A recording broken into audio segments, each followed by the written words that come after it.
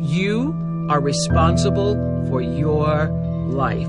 And if you're sitting around waiting on somebody to save you, to fix you, to even help you, you are wasting your time, because only you have the power to take responsibility to move your life forward. Nobody is going to cry for you. They have their own tears. One thing I'm positive about is how ROI negative complaining is and how much I'm trying to suffocate the practice of it. I really have been fascinated by people that have changed their mindset into understanding that everything that is not going well right now is their fault.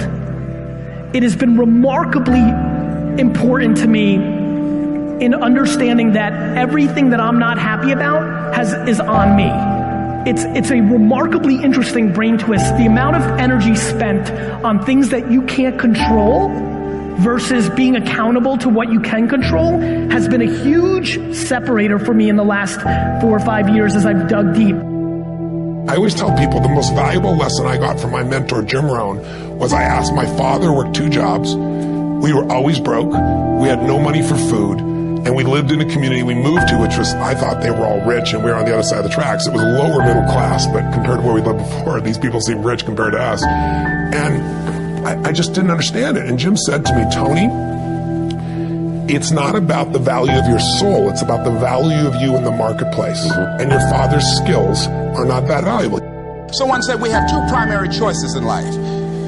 We can either accept conditions as they exist, or we can take the responsibility to change them. See, a lot of people want to exempt themselves from taking responsibility. All they want to do is talk about the problem. Every time you see them, they'll tell you their story over and over and over and over again. No one's going to do anything for you. A couple rules of being a real leader. You need to take responsibility for your own life.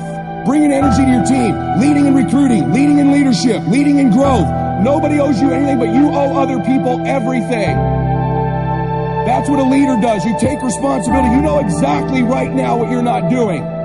It would be criminal of you to leave here and say, I don't know what to do. You know exactly what you're afraid of. You know exactly what you've been avoiding, and you got to make a decision to change it. You know exactly what it is. Don't BS anybody. You know what you need to do different. You know the changes you need to make.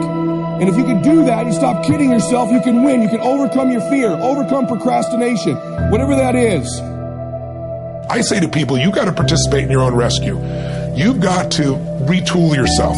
There are no skill sets in community colleges today, for the most part, that are going to prepare you for the economy or a job that's there. So what is that going to do? You're just going to waste more money, more time. We need to retool ourselves. The government's not going to do it for you. And even when you're struggling, even when you're discouraged, and you feel like other people have given up on you, don't ever give up on yourself. Right now, between me and the person I want to be, between you and the person you want to be, there is a gap of skill set, and that's it. But once you know your mission, and once you believe that you can accomplish anything you set your mind to, then you can do the extraordinary. Now for me, getting out of that space of being lost, of not knowing what I wanted to do with my life, it all came down to needing to earn credibility with myself in very small incremental ways. And I knew if I was going to accomplish anything in my life, I was going to have to get control of my mind. Now ironically, there's 2 ways to get control of your mind. Way number 1 is directly going to the mind, which can be very scary, can be very daunting, very ethereal. It's ephemeral, it's hard to grab onto, it's hard to touch. But way number 2 is through the body.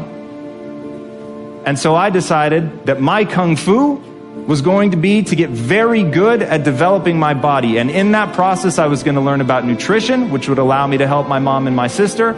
In that process, I was going to earn credibility with myself. And earning credibility with yourself is so important. Do it in micro ways. For me, just showing up to the gym every day was a micro victory. I said I was going to do it, and I did it. Now you have to understand, I hate working out. So for all of you crazy people that get an endorphin rush from running, I hate you all.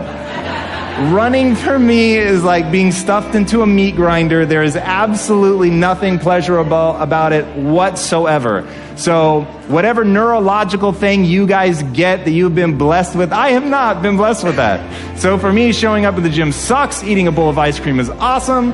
And so getting to a better place for me was a totally different journey. Thank you.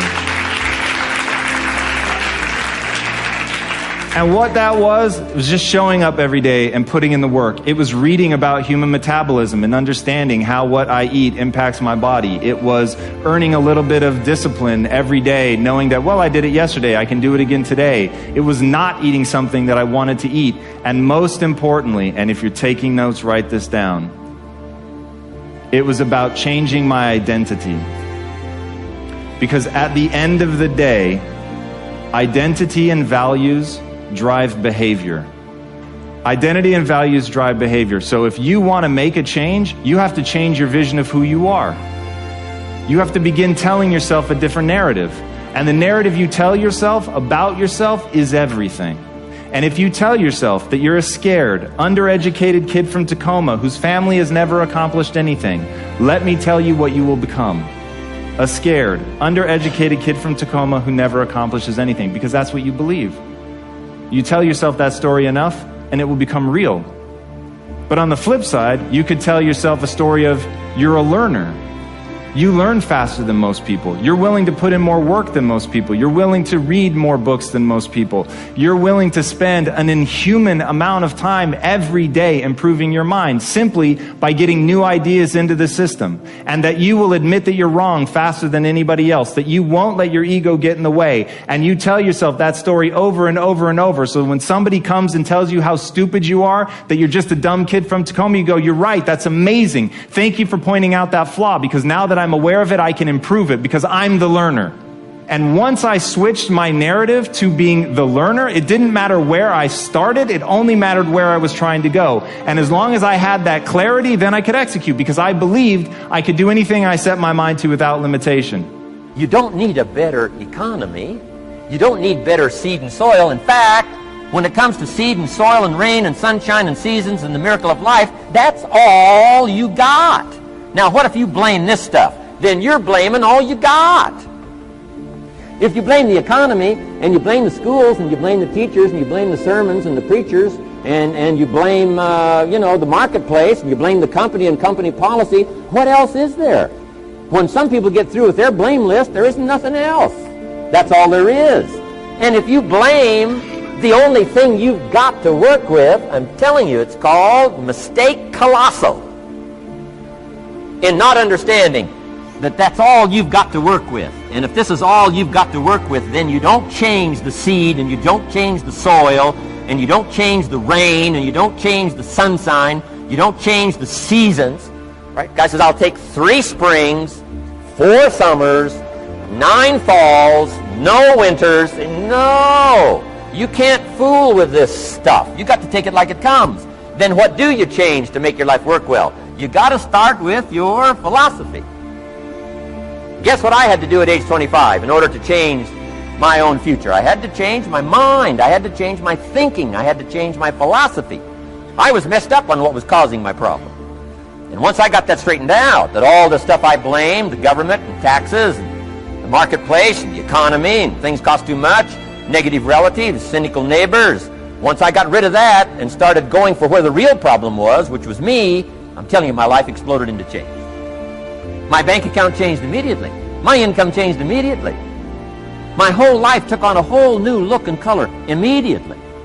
And the early results I got from making these philosophical changes tasted so good, I've never stopped the process from that day until today. And I'm telling you, with a little consideration of the refinement of your sail, by setting a better sail, refining your philosophy, your whole life can start to change from today on. You don't have to wait till tomorrow. You don't have to wait till next month. You don't have to wait till spring. You don't have to wait till 93. You can start this whole process immediately. I recommend it. Now, some people do so little thinking, they don't even have their sail up.